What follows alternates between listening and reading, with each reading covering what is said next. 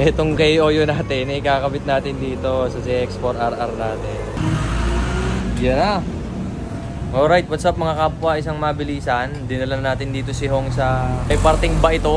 Pare, ano pangalan shop nyo? Ano po? Bomba Racing. Bomba Racing. O, dito sa Bomba Racing, alam nyo na to sa mga taga-Bae, tabing highway lang din naman to. Napalagyan natin siya ng pipe link. Alright, so kita-kits na lang mamaya, tingnan natin magiging resulta. Ito talaga ang isa sa pinaka-paboritong upgrade ng mga naka-big bike. Sa totoo lang, mas excited pa nga sa akin si Dane. Kaya nung nakasilay kami ng kaunting araw, talagang dumiretso na kami dyan para palagyan ng link tube si Hong. Sayang naman ang pangalan. Si Hong yan kaya dapat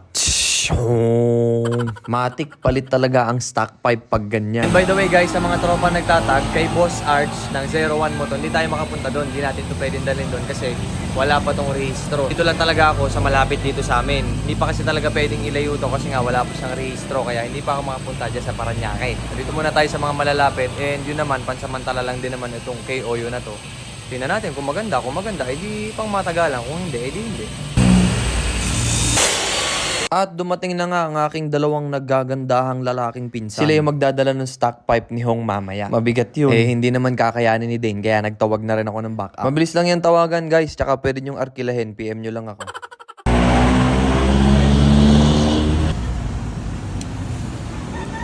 Yun, puro dumi. Wow, tingnan dumumi. Ay basis. Puro dumi. Baka may oil yan.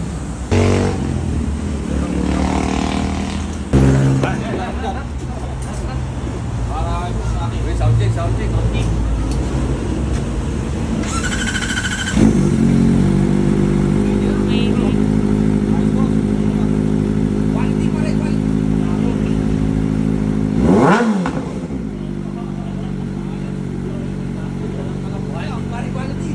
Guys, tignan nyo. Shoutout sa mga tropa natin. Pare, shoutout kaway-kaway naman dyan. Ayan, sila boss, sila yung gumawa nito. Boss, pamigyan lang kami, boss. Okay lang boss, no problem. No problem boss.